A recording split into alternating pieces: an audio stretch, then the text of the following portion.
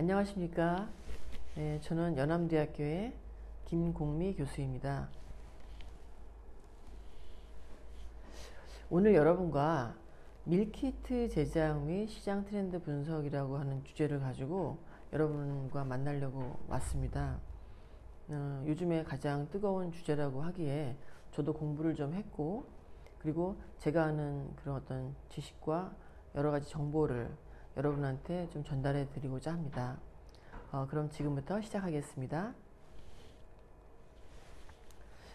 우선 이제 밀키트보다는 요즘에 이제 신조어들이 많이 나오고 있다는 것을 여러분들한테 알려드리고 싶습니다. 우선 여러분이 알고 계시는 용어 중에서 언택트라고 하는 용어를 들어보셨겠죠?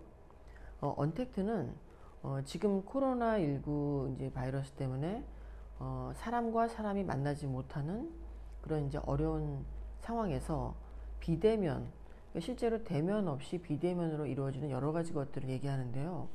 대학도 마찬가지입니다. 그래서 학생들이 직접 대학에 오지 않고 집에서 수업을 받는다든지, 아니면 또 여러분이 만든 여러 가지 상품들을 실제로 시장에서 만나가지고 파는 게 아니고 온라인으로 판매하는 것, 이런 것들을 언택트라고 할 수가 있죠. 즉 언택트의 언은 부정이라고 하는 단어를 뜻하고요. 택트는 이제 접촉하다인데 접촉하지 않다라는 의미를 갖고 있습니다. 그래서 앞으로 이런 언택트 소비 경향은 점점 커갈 것이라고 예측하고 있습니다. 비대면 소비가 증가하면서 더 많은 사람들이 적극적으로 온라인 마케팅에 관심을 갖고 있습니다.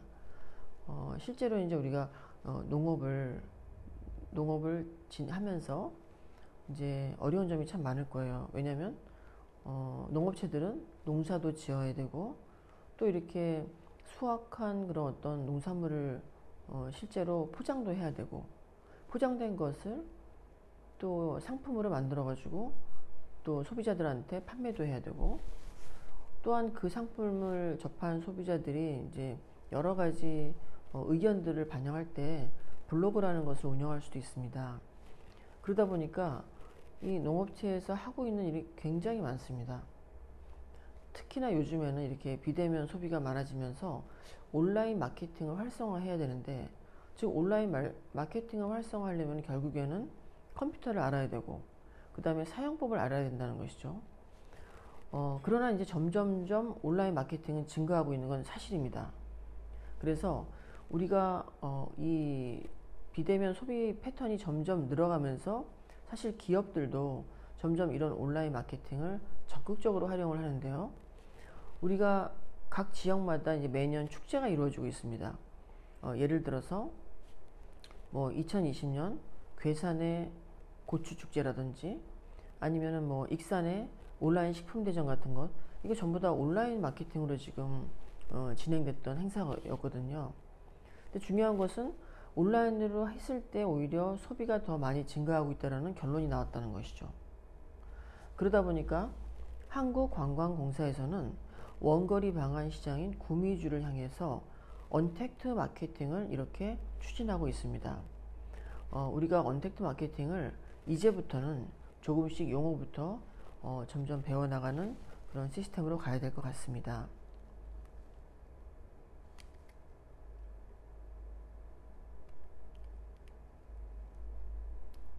화면이 꺼졌습니다. 네.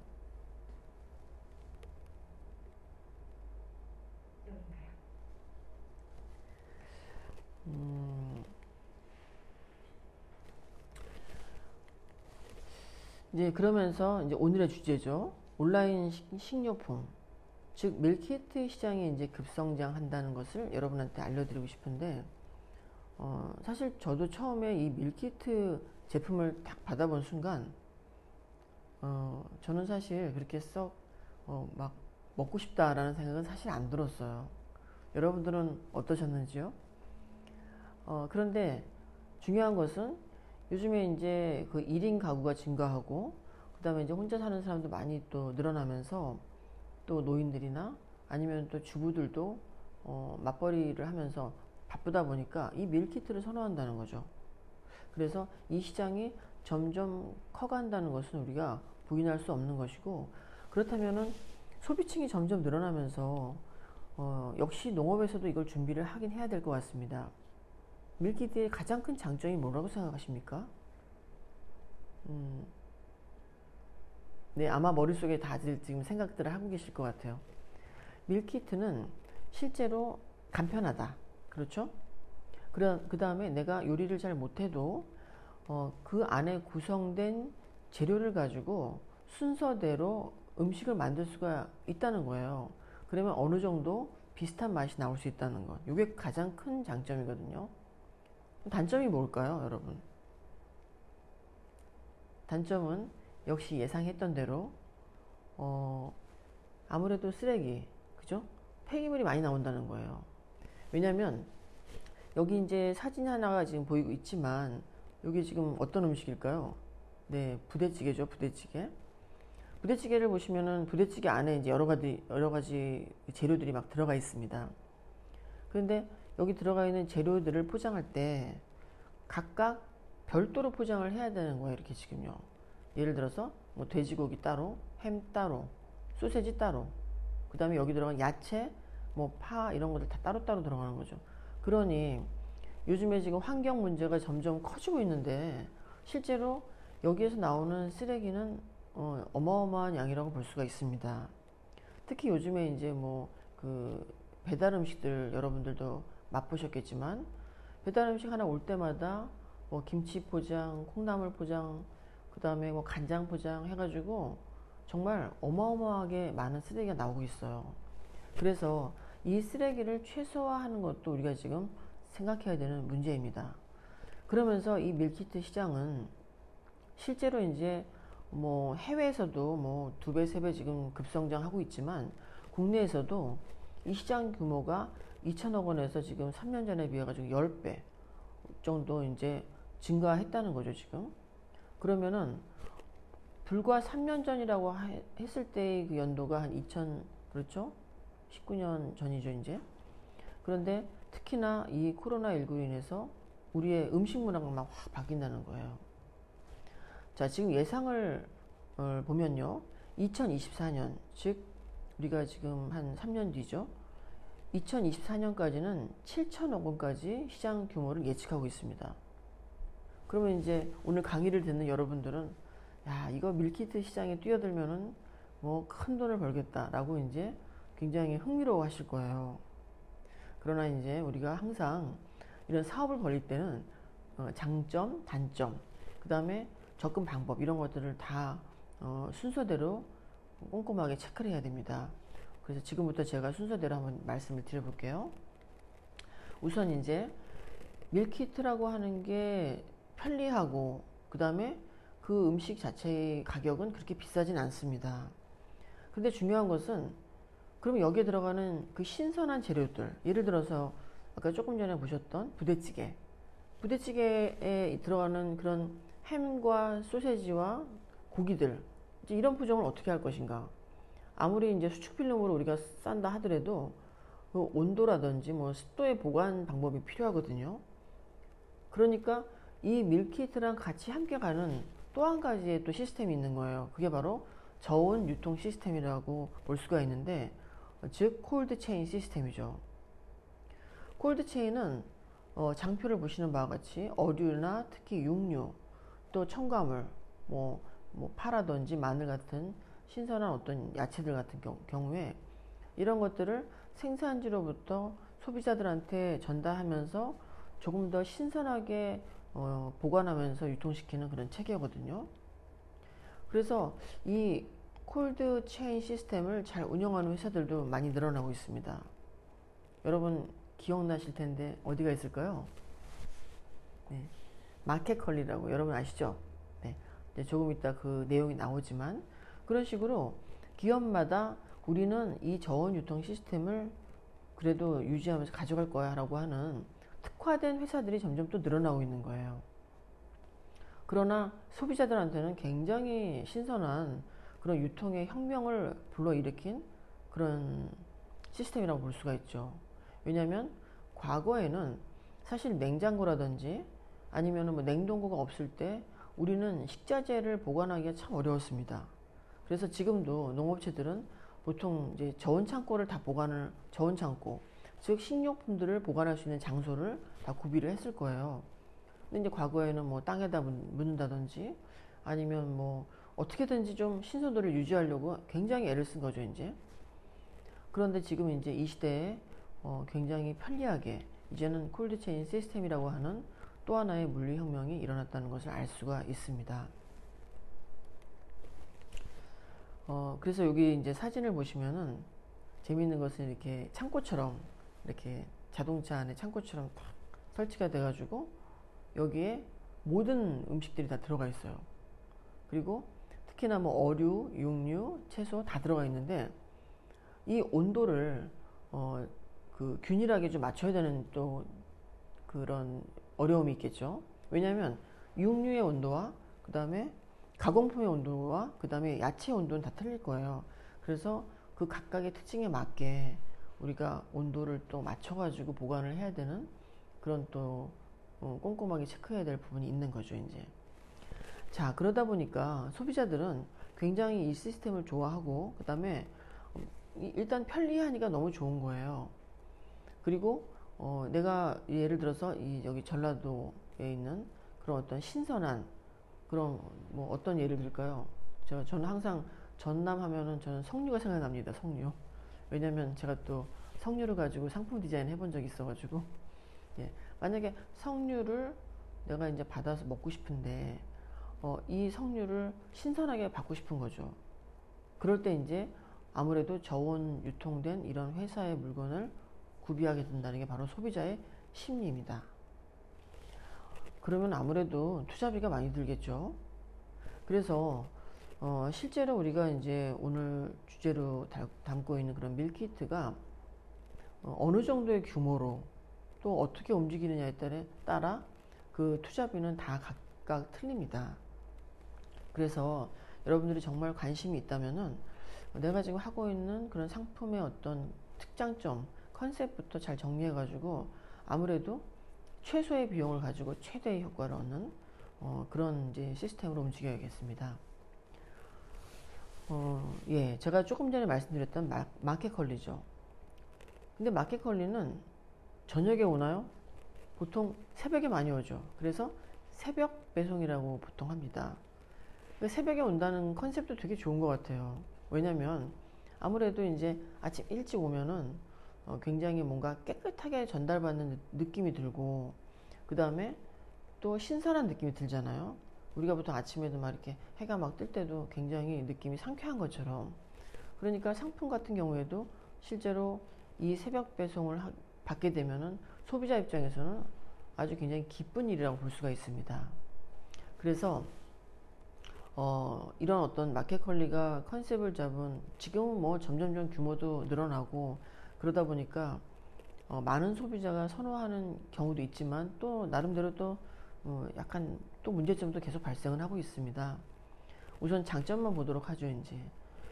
그래서 아침부터 오는 이런 콜드체인 시스템의 마켓컬리를 우리는 계속 선호하는데, 역시나 지금 대기업들이 움직이는 거기 때문에 사실 1인 농업체들은 하기가 어렵다는 거예요. 그래서 이제부터는 우리가 농업체들이 움직일 수 있는 방향 중에 가장 큰 컨셉이 뭐냐면, 이제는 유통시장을 잡아야 된다는 거죠. 왜냐면 제가 이제 오늘도 이제 현장에 와가지고 많은 상품을 봤습니다. 굉장히 좋은 상품들 또 열심히 만들어가지고 지금 특히 디자인도 좋고 홍보도 잘 되고 있는 것 같은데, 중요한 것은 이러한 상품들을 대량 생산하는 거랑 그 다음에 소량 생산으로 만드는 것은 분명히 차이가 있다는 거죠. 가격적인 측면에서도 그렇고. 그래서 우리가 앞으로 이제 상품 개발을 해가지고 소비자한테 전달하기까지는 기왕이면은 뭔가 시스템적인 움직임이 필요하다. 그게 바로 이제 유통에 대해서 우리가 더 연구를 하고 고민해야 되는 문제죠. 어제는 제가 전북 고창에서 강의가 있었습니다. 그런데 이제 제가 농업체랑 얘기를 하다 보니까 가장 어려운 게 무엇일까라고 질문했을 때요, 물건을 팔 곳이 없다는 거예요. 자, 그런 답변을 들으면서 역시나 유통이 정말 중요하고 그 다음에 유통을 우리가 잘 알아야 되겠구나 라는 생각을 해보게 되었습니다.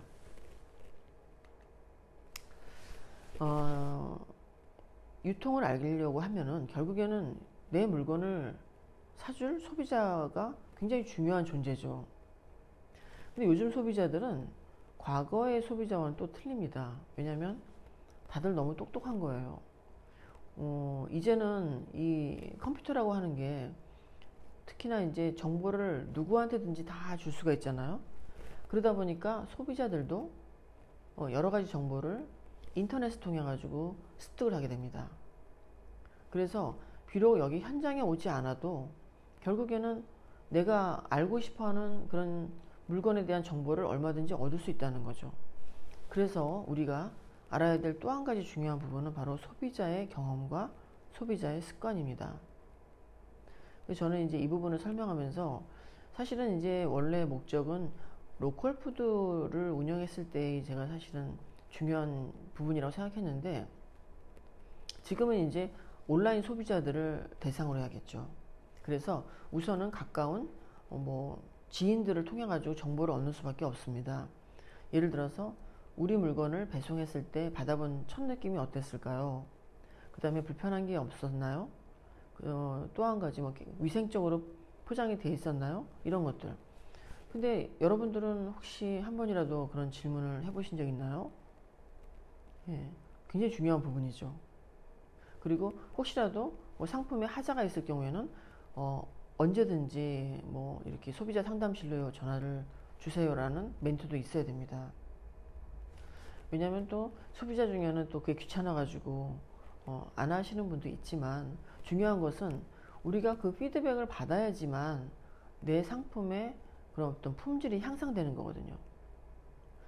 사실 처음에 소비자의 경험과 소비자의 습관은 우리가 이제 그 매장에 가서 소비자들이 이제 물건을 구매하면서 보여주는 여러 가지 행태를 얘기하는 겁니다. 그러니까 예를 들어서 이제 파 한 단을 딱 골랐을 때 아니면은 콩나물 한 봉지를 골랐을 때도 많은 소비자들은 유통기한을 보잖아요. 그러면 그 유통기한을 볼 때 뒷면을 자세하게 봅니다. 그러면서 또 냄새를 맡아보는 소비자도 있죠. 네. 그리고 더 가까이 눈을 크게 뜨고 보는 사람도 있고요. 그러니까 소비자들이 보여주는 여러 가지 행태들은 우리가 관찰할 필요가 있다는 거예요. 그러면서 뒷면을 보는 소비자를 의식하면서 이제는 뒷면 디자인도 신경을 써야겠구나 라는 거 있죠. 그러니까 보통 뒷면에다가 무슨 문제가 생겼을 때는 스티커를 붙입니다. 그런데 일부 소비자들은 그거를 그냥 억지로 떼어가지고 보는 경우가 있어요. 예, 혹시 우리 다 한 번씩은 경험해 보셨을 것 같은데 굳이 특히 가격적인 부분에서 민감하거든요. 그래서 그 가격에 스티커를 붙였을 때는 원래 얼마였을까 하면서 막 뜯어봅니다. 근데 내가 지불한 가격보다 더 많이 적혀 있으면 굉장히 기뻐하죠. 그런데 내가 지불한 가격보다 더 적게 기록이 되어 있을 때는 불쾌한 거죠. 이런 식으로 굉장히 섬세하게 접근을 해야 되는 거예요. 제가 이제 여러 농업체와 사실은 이제 6차 산업 디자인이라는 것으로 잘 만나고 있습니다. 그래서 때로는 이제 성공한 사례들도 많이 보면서 저도 이제 홍보를 많이 하는데 항상 제가 이 부분을 잊지 말라고 제가 말씀을 드리거든요. 왜냐하면 우리 물건을 사줄 사람은 바로 소비자들이기 때문입니다. 자, 이제 본격적으로 밀키트에 대해서 이제 알아보겠습니다. 왼쪽에 있는 그런 지금 화면은 지금 보시면은 일러스트 디자인이죠. 그래서 밀키트라고 하는 이렇게 조각조각 보여주는 그런 재료들을 그림으로 표현한 거예요. 상당히 예쁘게 표현이 됐죠. 어떤가요? 여러분들이 보실 때는요. 귀엽습니다. 여기 보면 고기도 있고 햄도 있고 막 보여요. 그런데 오른쪽에는 실제 제품들이죠. 그래서 여기 보면은 이제 고기도 지금 수축 필름, 그 다음에 마늘 있고 여기 이제 다양한 소스나 치즈나 이런 거 다 들어있어요 지금. 근데 저는 이걸 딱 보는 순간 항상 이렇게 특히 고기 같은 경우에는 이렇게 거기 보시면은 예. 여기 보시면은 여기 핏물이 약간 고인 것 같아요. 항상 여기 보면은요. 그러니까 이런 것들이 사실은 식감을 좀 떨어뜨리는 거죠. 그래서 이런 포장을 했을 때는 앞쪽에 배치를 하지 말고 사실은 뒤쪽에다 배치하는 게 좋죠. 그리고 좀 더 이렇게 요건 약간 혐오감이 드니까 그렇지 않은 상품으로 앞쪽에다가 파프리카 같은 거 이런 것들 배치하는 게 좋다는 거죠. 그러니까 사실은 이제 밀키트라고 하는 거는 그냥 이게 수축 필름으로 딱 씌워가지고 막 집어넣는 거야라는 그런 개념보다는 어떻게 하면 그 상태의 포장조차도 좀 이렇게 식감을 돋구는 포장이 돼야 될까? 이건 제가 이제 연구하는 부분이에요. 그래서 저는 이제 예를 들어서 이제 뭐 야채 만약에 볶음밥 같은 것도 밀키트로 나올 수가 있는데 그럼 볶음밥에 들어가는 당근이나 아니면은 뭐 파프리카나 이런 것들 색상이 예쁜 것들은 좀 더 앞쪽에 배치를 하는 거죠. 그래서 내가 이제 이걸 가지고 요리를 하는 소비자 입장에서 야 진짜 맛있는 음식이 탄생할 거야 라는 그런 마음으로 포장을 했으면 좋겠다 라는 게 또 저의 생각이었습니다. 실제로 이제 음식을 상징하는 밀, 그 다음에 세트를 상징하는 뭐 키트가 합쳐진 밀키트는 우리 그 요리를 만들 때 보통 이제 레시피라고 하는 용어를 많이 쓰는데 그 레시피, 그 원재료 같은 그런 어떤 방법의 박스라는 것을 표현하는 뜻입니다. 이게 지금. 그래서 이 박스의 형태들이 참 다양한데 그것도 이제 계속 보겠지만 어떻게 하면은 그 인쇄로 다 표현하지 않은 프리몰드 박스를 이용해 가지고 여기에 담을 것인가도 우리가 고민을 해봐야 되는 문제죠. 왜냐면 사실 포장이라고 하는 게 비용이 많이 들어가는 거거든요. 그러다 보니까 내가 이제 상품을 팔 가지수가 10가지면은 10가지를 다 포장 인쇄해 가지고 팔려면은 상당히 그 인쇄비가 만만치 않다는 거죠. 그래서 최대한 우리는 이제 고민을 하고 연구를 하면서 그 부분을 좀 줄여나가는 방법을 써야 될 것 같습니다. 자, 조금 전에 보셨던 이제 뭐 고기랑 야채 포장처럼 여기는 이제 반조리 제품들이잖아요, 지금. 그런데 여러분들 한번 맞춰보세요. 맨 처음에는 어떤 제품일 것 같아요? 네. 자, 맨 처음에는 여러분 맞춰보세요. 네. 벌써 누가 맞히신 것 같아요. 예. 자, 요거 비빔국수입니다. 놀랍죠? 우리가 보통 생각할 때는 밀키트는 무슨 뭐 찌개라든지 이런 것만 있을 것 같은데 그렇지 않아요. 비빔국수까지도 밀키트로 할 수가 있다는 거예요. 여기서 가장 중요한 포인트는 뭘까요, 여러분? 여기 아무래도 그 비빔 양념이겠죠. 예. 또 이따 사례 나옵니다. 그 다음에 이제 닭고기를 가지고 만드는 그 뭐 예를 들어 장조림 같은 것. 장조림도 밀키트가 되는 거예요. 그럼 장조림에 들어가는 재료가 뭐가 있을까요? 여기 우리 보면은 당연히 고기도 있겠지만 여기 이제 메추리알도 있고요. 간장이 있잖아요, 지금. 일단 마늘 뭐 이런 것들. 참 밀키트의 그 세계는 놀랍습니다. 예. 그 다음에는 찌개 종류 이렇게 들어가 있고요.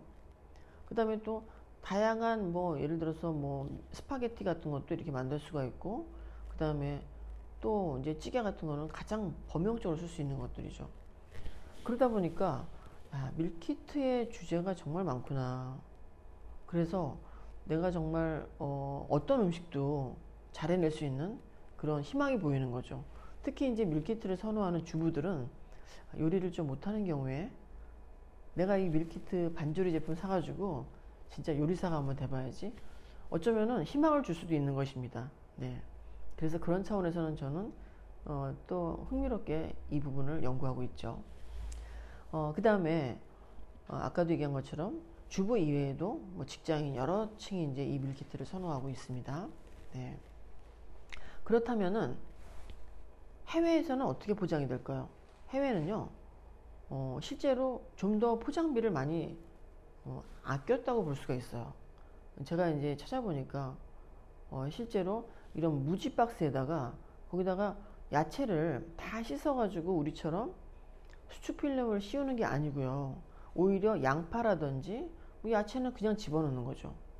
그 다음에 간장 같은 것은 병에 담고 그리고 뭔가 이렇게 더 약간 좀 그 자연스러운 약간 내추럴 이런 느낌이 든단 말이에요.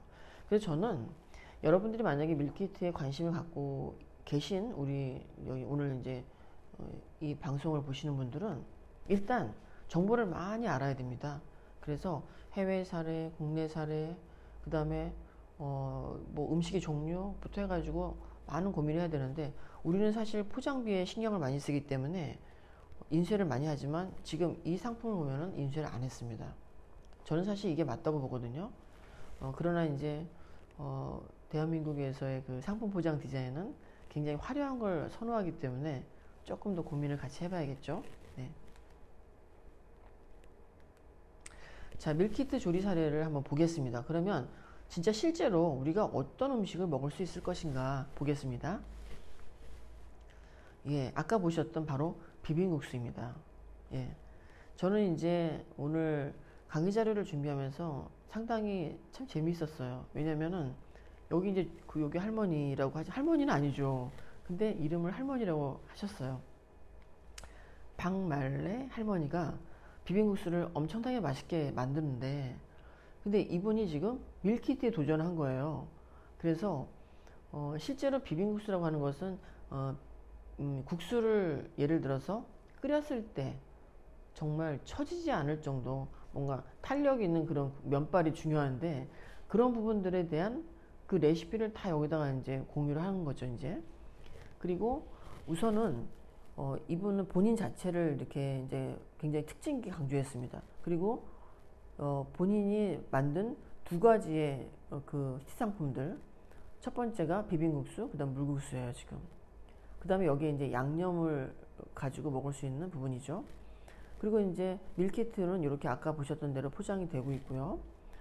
저는 이분이 참 잘하고 있다고 느낀 게 뭐냐면, 뭔가 이런 밀키트 제품을 판매를 하면서 실제로 게임 아이템을, 쿠폰을 증정한다는 거예요. 아, 보통 우리가 보면 할머니가 이런 것까지 하시나? 라고 볼 수가 있잖아요. 굉장히 막 정말 깨이신 분이죠. 여러분, 요즘에 우리 다 이거 게임 알아야 됩니다. 물론 게임에 막 푹 빠져가지고 하는 게 아니고 이거 알아야 되는 거죠. 저는 사실 얼마 전에 이제 이 코로나19로 인해서 변화하는 이 시대에 요즘에 이제 메타버스라고 여러분들 들어보셨나요? 메타버스라고 하는 부분에 대한 그 국제학술대회 발표가 있었습니다. 근데 저는 그 메타버스 앱을 이용해 가지고 실제로 뭔가 가상현실 공간에서 교류할 수 있는 부분에 대한 연구를 한 거죠. 그러니까 이 가상 공간이라고 하는 것은 그냥 상상 속의 공간인 거죠. 근데 거기에 제가 이제 들어가는 거예요. 제가 이제 지금 현재 이 몸으로 들어갈 수 없으니까 저의 아바타가 새로 생기는 겁니다. 아바타를 만들어 가지고 그 아바타가 그 가상 공간에 들어가서 저만 들어가는 게 아닙니다. 제 친구도 초대를 하고 뭐 저희 부모님도 초대를 하고 다 초대를 하면은 그 가상 공간 안에서 같이 막 놀 수가 있는 거예요. 참 재밌죠? 그래서 그런 프로그램이 나왔는데 뭐냐면 제페토라는 거거든요. 제페토에는 실제로 이제 이제 기획사들이 많이 써요. 우리 보통 이제 알고 있는 뭐 JYP 같은데, 이런 데서 이 제페토를 활용할 때 거기에 이제 일단 뮤지션들, 가수들이 막 들어가고요. 그 다음에 팬들이 들어가는 거예요. 그러면 뭐 거기서는 코로나 걸릴 이유가 없으니까 많은 사람들이 접속을 하는데, 너무 폭발적으로 인기가 있어가지고 사실은 끊임없이 이 프로그램에 대한 개발이 되고 있는 거죠. 저도 이제 실험에 참여하면서 제가 해보니까 정말 흥미롭고 너무 좋은 거예요. 그런데 막상 이제 많은 교수님들은 아직 모르고 계시더라고요. 저는 이제 마케팅과 디자인 쪽이기 때문에 제가 이제 좀 한 발 앞서가지고 공부를 좀 했습니다. 그래서 저는 농업 쪽에도 이런 메타버스를 이용하면 어떨까라는 생각을 해보게 됐죠. 아시다시피 저희 학교가 이제 연암대학교는 농축산 특성화 학교거든요. 그래서 실제로 이제 귀농하시는 분들도 많이 와서 교육을 받으세요. 그러면 저는 가상 공간을 만들어 가지고 우리가 실제로 농사를 지어보는 것도 할 수가 있고, 그 다음에 뭐 소젖을 짜보는 것도 할 수가 있고, 얼마든지 가능하거든요. 제가 이제 제안서를 지금 또 작성하고 있습니다. 굉장히 흥미로워요. 여러분들이 만약에 밀키트 제품을 실제로 보여주는 사진을 찍을 때 중요한 포인트인데, 사진을 아주 맛있어 보이게 찍는 방법입니다. 그래서 요거는 역시 조명을 좀 설치해 가지고 찍는 게 중요한 것 같고요. 그 다음에 여기 이 음식을 담는 그릇 같은 것, 이것도 디자인이거든요. 그래서 좀 감각 있게 이 상품을 만들면 더 좋을 것 같습니다. 그리고 이제 조리 방법을 이렇게 설명했습니다. 보시면은 여기에 이제 처음에 뭐 김치를 썰고, 그 다음에 오이를 채 썰고, 그 다음에 파마늘을 다집니다. 그리고 실제 뭐 국수를 끓일 때 호박을 같이 넣고, 이런 그 레시피 있잖아요. 이 레시피를 이분은 다 공개를 한 거죠. 이제 며느리도 안 알려준다는 레시피를 다 공개했습니다. 그래서 사실은 밀키트 상품은 저는 그렇게 생각합니다. 좀 투명해야 되지 않을까. 왜냐면 아무리 맛있는 음식도 왜 내가 실제로 먹는 거랑 만들어 보면 틀릴까요? 라는 경우가 있거든요. 그런 건 결국에는 그 안에 들어가는 중요한 뭔가 비법이 있겠죠. 예. 그 비법을 같이 투명하게 공개하면은 전 더 좋을 것 같습니다.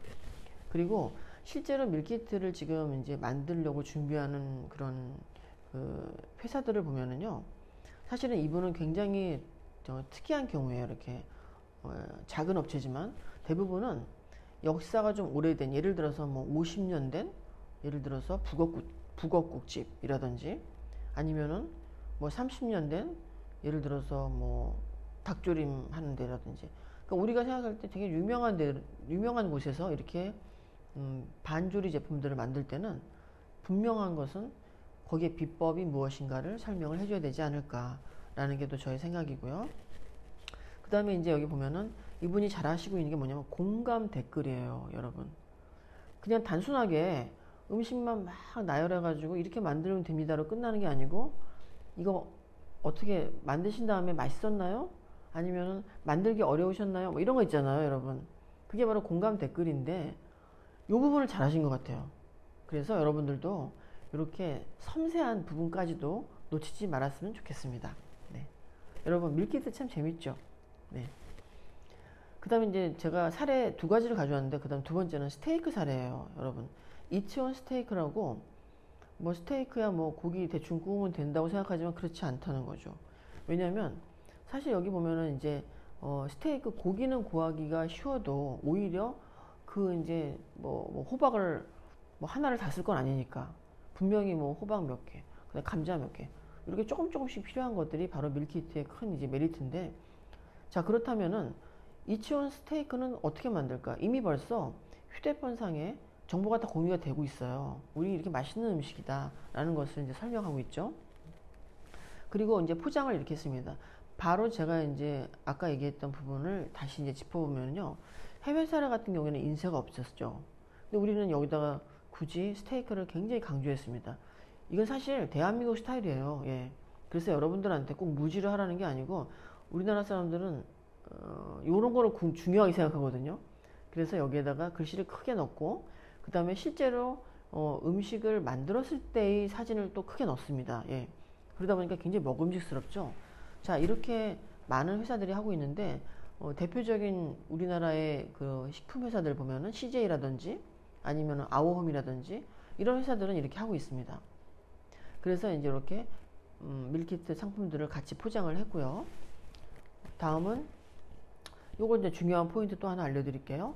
여기 박스에다가 여기 이제 조리 방법들을 쭉 설명해 준 거죠. 그러니까 별도의 특별한 그런 레시피 종이 필요 없이 여기에다 인쇄를 한 게 중요한 겁니다. 그래서 버리지 않고 바로 볼 수 있게끔 측면에 인쇄를 했고요. 그 다음에 또 이런 부분을 지속적으로 SNS로 홍보하는 거예요. 여러분들 아시겠지만 뭐 페이스북이라든지 아니면 인스타그램을 통해 가지고 계속 홍보를 하다 보면은 입소문과 그 다음에 또 눈으로 먼저 먹는 이런 여러 가지 홍보 전략으로 인해서 많이 팔리게 된다는 것이죠. 참 잘한 것 같아요. 그래서 이제 두 가지 사례를 제가 이렇게 오늘 보여드렸습니다. 자, 여러분, 저는 올해 키워드를 포장은 정성이다라고 했습니다.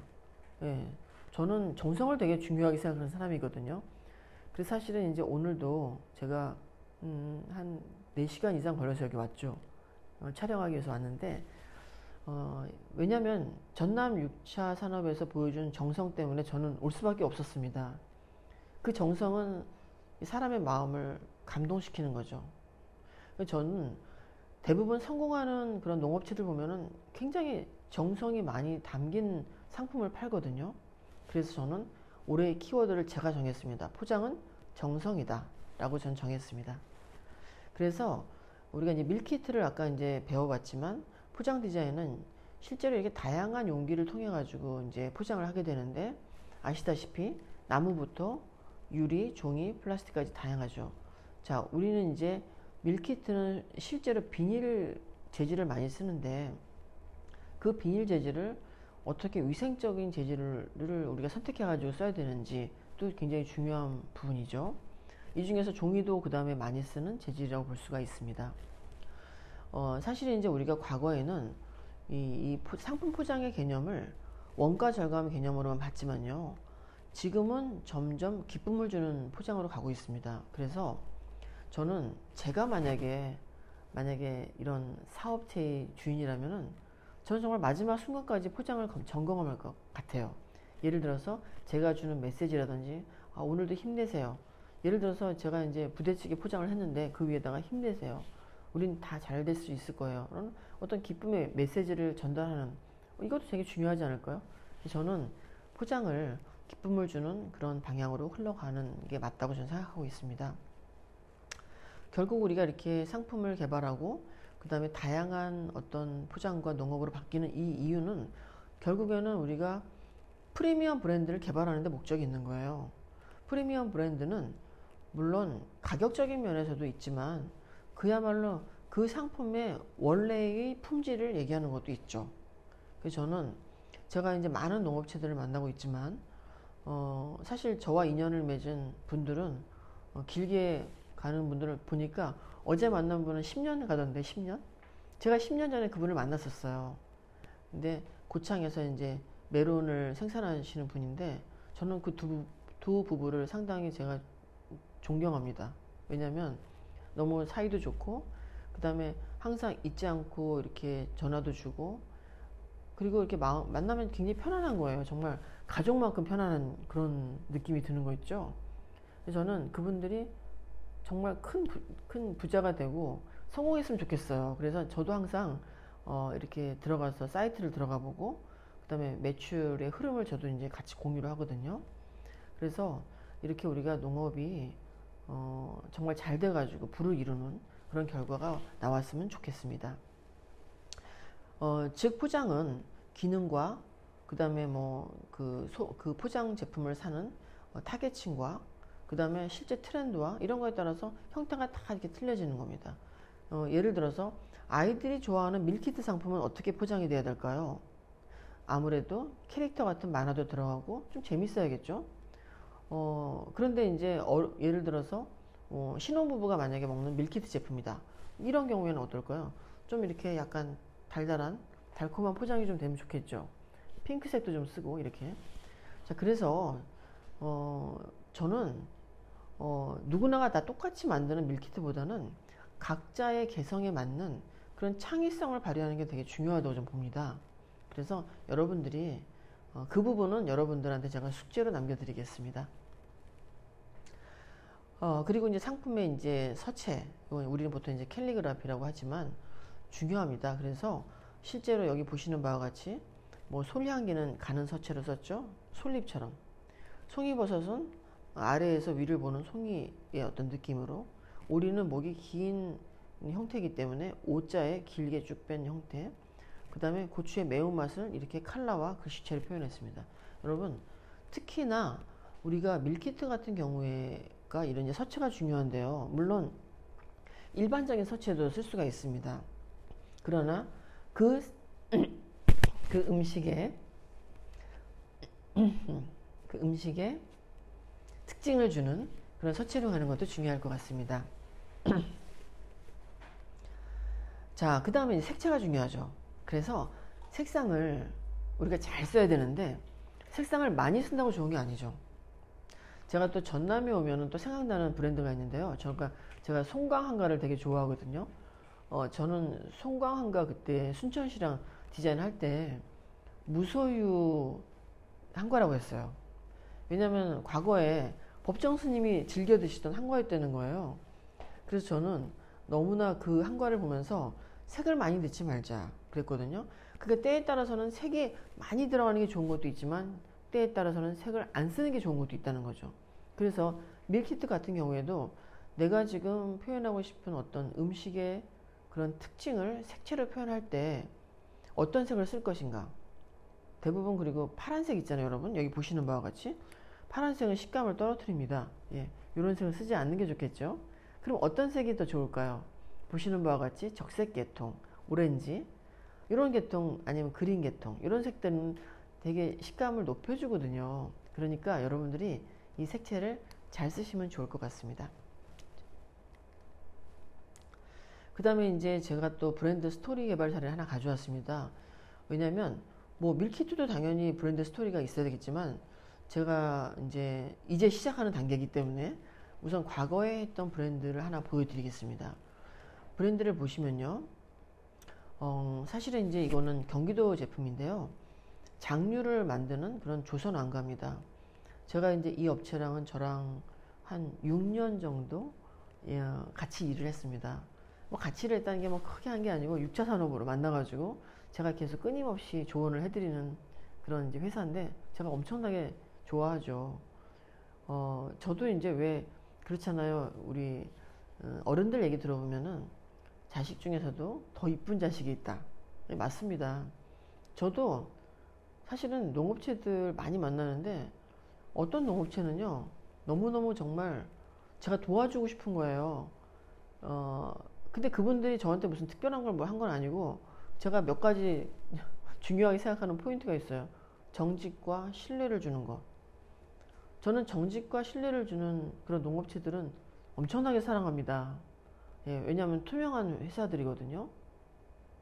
그런데 또 안 그런 회사도 있어요. 예를 들어서 이 디자인이라고 하는 것도 굉장히 비용이 많이 들어가는데 이 디자인을 그냥 슬쩍 얘기 없이 쓰는 회사들이 있어요. 그렇게 하면 안 돼요.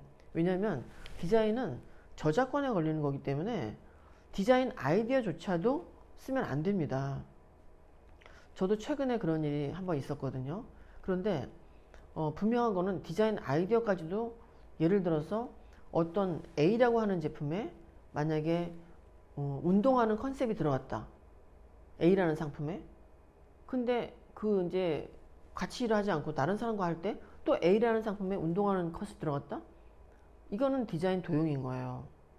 그래서 제가 내년부터는 저작권에 대한 부분도 분명하게 제가 이 교육자료에 넣으려고 합니다. 왜냐하면 중요하거든요.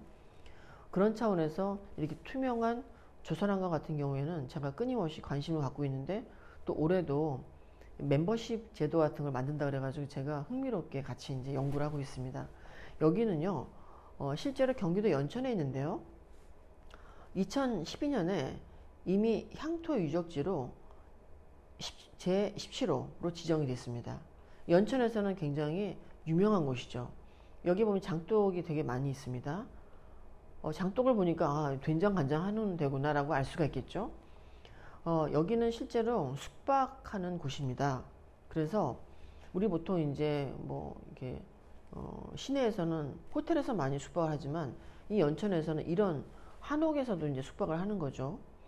그리고 여기에 염근당이라고 가운데 있는 부분 보면은 염근당이요. 우리 이제 역대 그 조상 중에서 황족 이근이라고 있죠. 이근의 고택을 이곳 연천에다가 옮겨온 거예요, 지금요. 그래서 짜맞추기 공법으로 해가지고 잘 세팅이 되어 있는데 정말 이거 하나 제가 여기 정보를 알려드리면은 이 신혼부부들이 여기 오면은 아이도 생긴다는 그런 좋은 곳이더라고요. 그런데 제가 이제 왜 이 사례를 가지고 나왔냐면은 이곳이 문화활동을 참 많이 해요. 또 한 가지 이제 또 제가 디자인에서 중요한 부분을 문화 마케팅 쪽을 제가 강조하는데 여기는 문화 마케팅을 이미 잘 하고 있더라고요. 그리고 제가 이제 이 상품 개발하면서 여기 낙관에 대한 공부를 좀 했습니다. 여기 보시는 바와 같이 참 다양한 낙관들이 있죠. 동그라미도 있고 사각형도 있고 길쭉한 형태도 있는데 저는 이걸 하나하나 보면서 너무 예쁘다고 생각했어요. 그리고 이제 감동을 받았죠, 제가. 그리고 이 낙관에 대해서는 이미 벌써 기사화된 게 있어요. 예를 들어서 2019년에 그때 이제 조윤재 주미대사가 있을 때였는데 그때 미국 국무부에서 이제 선물로 받은 그런 낙관이에요. 예를 들어서 낙관에 뭐라고 써 있냐면 한글로 숀, 젠 이런 이름이 적혀 있어요. 근데 선물로 주니까 자기들이 손편지를 써가지고 이 도장을 꼭 찍어가지고 보냈다는 거예요. 그래서 저는 와, 이 낙관을 우리나라 사람만이 좋아하는 게 아니고 해외에서도 좋아하는구나. 아, 이거 연구 좀 해보자 해서 제가 이제 도전하게 됐습니다. 그리고 나서 저는 이제 우리나라 국세를 찾아보니까 이 국세 형태들이 예를 들어 자라라든지 아니면 뭐 용문이라든지 다양해요. 그래서 우리 것을 찾는 것이 참 소중한 것이라는 걸 다시 한번 깨달았고요. 그런 형태로 제가 조선왕가 이렇게 국세도 한번 만들어 봤습니다. 국세는 아니죠. 농업체의 도장이죠. 이렇게 만들어 가지고 다양한 형태로 연구도 해봤고, 지금 이건 제가 논문 발표를 했기 때문에 자료가 좀 많이 있습니다. 그리고 여기에 이제 중요하게 쓴 것 바로 이제 거북이를 썼는데, 거북이는 장수의 상징입니다. 그래서 제가 이 조선왕가 장류를 가지고 음식 했을 때 이 음식을 먹으면은 참 장수하겠구나 라는 컨셉이 굉장히 이게 막 와닿더라고요. 그리고 또 전통과 신선 사상이 있는 이런 거북이를 제가 사용하기로 했습니다. 그래서 거북이를 가지고 이렇게 다양한 디자인으로 심볼 마크를 이렇게 만들었습니다. 예, 귀엽죠? 네. 자, 그 다음에 저는 200년 왕실 종택의 조선왕가 진상품이라는 용어를 참 좋아하는데, 그 진상품 자체가 옛날에 이제 예를 들어서 임금님이 그 백성들한테 이렇게 하사했던 것도 진상품이 될 수가 있고, 또 임금님한테 바쳤던 물건 중에서 가장 좋은 상품을 올리는 거잖아요. 그래서 저는 소비자들한테 이런 진상품의 개념으로 좀 접근하면 좋지 않을까라고 또 이렇게 제안을 했었습니다. 그리고 조선왕가 이렇게 낙관이 만들어졌고요. 조선왕가 낙관에 실제로 단순해요. 굉장히 낙관은요. 그리고 누구나가 다 알아볼 수 있게 한글로 제작을 했습니다. 그리고 저는 이제 실제로 이제 디자인을 할 때 브랜드 아이덴티티, BI 작업을 되게 중요하게 생각하는데, BI 작업은 통일감입니다. 사실은요. 그래서 그 농업체가 가지고 있는 철학과 그 다음에 실제로 상품의 어떤 컨셉이 잘 맞아 떨어져야 된다는 거죠. 그러니까 우리가 만약에 밀키트라고 하는 걸 만들 때도 마찬가지예요. 단순하게 그냥 이렇게 재료들을 막 포장해가지고 파는 거야 라는 그런 거보다는 그 철학이 들어가 있어야 돼요. 예를 들어서 만약에 이제 여기 순천에서 나는 뭐 순천 장아찌도 밀키트는 될 수가 있겠네요. 근데 장아찌를 만든다고 했을 때 우리 순천에서 자라나는 뭐 예를 들어서 간장, 된장은 정말 뭐 100년의 역사를 가졌고, 아니면은 우리 정말 집안 식구들한테만 먹이는 그런 어떤 느낌의 음식으로 만들었다라든지 뭐 이런 거 있잖아요. 그런 것들이 바로 이제 브랜드 아이덴티티로 남을 수가 있고, 이것은 결국 그 농업체를 정말 크게 성장시키는 굉장히 중요한 요소로 작용을 할 수 있을 것 같습니다. 그래서 저는 조선왕가의 이렇게 세트 상자를 이렇게 만들어 봤고요. 아까 거북이 얘기했지만 거북이 크게 안 넣습니다.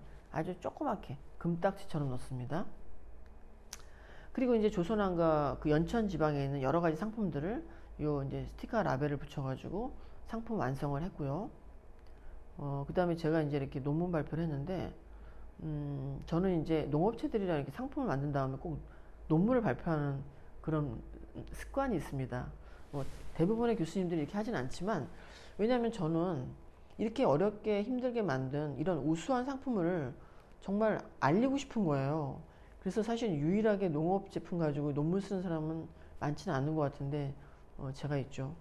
저는 이렇게 조선왕가 사례를 가지고 논문 발표를 했을 때 특허청에서 간장 가지고도 이렇게 훌륭한 작품이 나올 수가 있구나라고 해서 제가 큰 상을 받게 됐습니다. 저는 그 당시에는 사실은 이제 뭐 자동차라든지 가전제품 쪽에 많이 상을 받는데 유일하게 농업제품이었습니다. 그래서 1등상이죠. 이게 이제 자부심을 갖고 이렇게 제가 소개를 하게 되었습니다. 그리고 이제 사실은 이렇게 만든 상품들을 이제 이렇게 전시를 제가 꾸준하게 하고 있는데요. 저는 이제 올해 내년에는 밀키트 상품 가지고 전시를 또 할 겁니다. 그래서 저와 만나게 되는 분들 예쁘게 멋지게 만들어 가지고 포장 전시를 같이 했으면 좋겠고요. 금년에도 이렇게 2021년에 인사동에서 7월 달에 했습니다. 뭐 사실은 이제 대학 교수들의 역할이 참 많죠. 교육도 시켜야 되고, 그 다음에 실제로 이제 상품도 만들어 봐야 되겠지만, 이런 좋은 상품들을 홍보하는 것도 대학 교수 역할이거든요.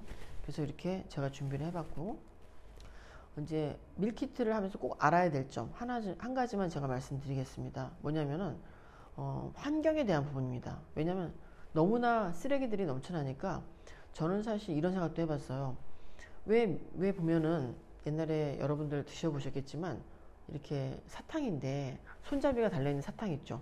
근데 그 사탕을 보면은 이렇게 주르륵 연결이 돼 있어요. 그래서 왜 굳이 밀키트 상품은 다 별개로 할까? 그러니까 하나의 필름을 놓고 상품을 이렇게 놓으면서 쭉 연결되게 할 수는 없을까라는 생각 해봤거든요. 여러분 이해 가셨습니까? 그러니까 별도로 따로따로 하다 보면 쓰레기가 더 많이 생기는 것을 좀 하나의 덩어리 안에서 조금씩 실링 부분을 잡아주면은 저는 쓰레기가 적게 나올 것 같아요. 예, 한번 연구를 해볼 필요가 있죠. 그래서 실제로 이제 제가 중요하게 생각하는 부분이 뭐냐면 이제 지구가 환경으로 인해 가지고 점점 더 이렇게 뭐 굉장히 피폐해져 가고 멸망해 간다고 볼 수가 있는 거죠. 그러다 보니까 사라지는 섬나라가 막 생기는 거예요. 그리고 북극곰 같은 경우에도 얼음이 없으니까 그냥 바로 물에 빠져 죽을 수밖에 없죠. 지금은 우리가 이제 뭐 코로나 때문에 해외 나갈 수도 없습니다. 그런데 제가 이제 3년 전에 북유럽을 갔을 때 그때 이미 벌써 얼음이 거의 다 녹아 있었어요. 아마 제가 내년이나 내후년에 가면은 과연 있을까 걱정이 됩니다. 더군다나 이제 지구의 허파 아마존에서는 여기 이제 막 벌목을 너무 많이 해가지고 민둥 그런 농토가 된 거죠. 이런 부분들 굉장히 중요한 부분들이고요. 그 다음에 미세 플라스틱. 실제로 우리가 생수 한 통을 사도 우리는 미세 플라스틱 먹고 있습니다. 왜냐하면 그 생수를 사출할 때부터 이미 벌써 아주 작은 정말 점 같은 그런 플라스틱 그런 뭐랄까 재료 같은 것들 이런 것들이 막 같이 이렇게 흩어져 있거든요. 그러면 과연 이 미세 플라스틱 같은 경우에는 그러면 어떻게 우리가 이것을 될 수 있으면 안 먹을 것인가 고민해 봐야겠죠. 자, 이거 보시면은 또 바다 위에 쓰레기섬 그 로아탄이라고 있습니다. 누군가는 열심히 저 배에다가 쓰레기를 건지고 있죠. 우리가 지금 사실 사용하는 여러 가지 플라스틱, 비닐 이런 모든 것들이 환경의 오염의 주범이 되고요. 그 다음에 계속 이렇게 쓰레기 섬은 더 많아질 거라고 좀 볼 수밖에 없다는 거죠. 그리고 그런 작은 분해되지 않은 분쇄된 플라스틱 가루 같은 경우에는 플랑크톤이 먹습니다. 플랑크톤이 얼마나 작나요? 근데 그 플랑크톤이 먹고 그것을 물고기가 먹고 물고기를 오징어가 먹고 우리는 오징어 튀김을 먹죠. 그래서 결국 인간이 다 먹는 거거든요. 그러니까 그런 재앙을 겪지 않으려면은 우리가 지금부터 준비해야 되는데 우리는 역행하면서 또 밀키트라는 걸 만들어내는 거예요. 자, 그러다 보니까 친환경 소재를 우리가 생각하지 않을 수가 없겠죠. 그래서 정말 분해되는 소재 이런 부분들을 끊임없이 연구해야 되고 제가 이제 이거는 LG 때부터 연구했던 건데 사탕수수, 옥수수 이어서 나무 껍질도 가능하거든요. 이런 부분들을 사실은 농림축산식품부가 자발적으로 움직여야 되는 부분이라고 저는 봅니다.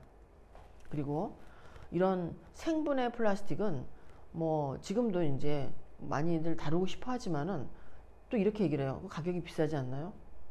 처음 가격은 비쌉니다. 그런데 대량으로 구매했을 때는 가격이 떨어집니다. 여러분.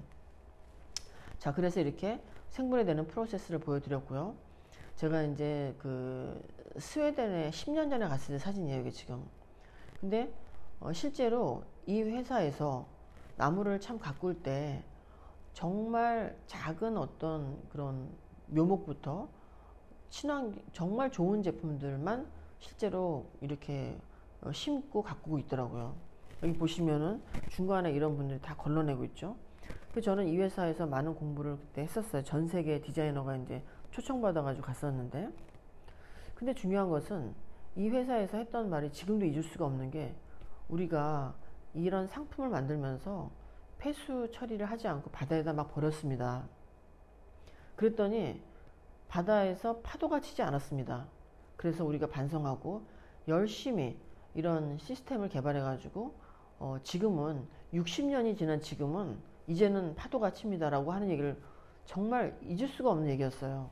제가 이런 부분을 보면서 아, 정말 마음이 와닿는다. 이게 바로 이제 필트레이션 시스템이라고 해서 그 사람들이 개발한 건데, 이렇게 우리는 정화를 깨끗하게 한다라는 것을 제가 직접 동영상 찍어온 거거든요. 자, 우리도 지금 결국에는 이런 환경을 우리가 무시할 수가 없고, 그 다음에 항상 함께 가져가야 되는 고민덩어리라고 볼 수가 있는 거죠. 자, 그래서 오늘 저는 여러분께 이제 여러 가지 얘기를 많이 했습니다.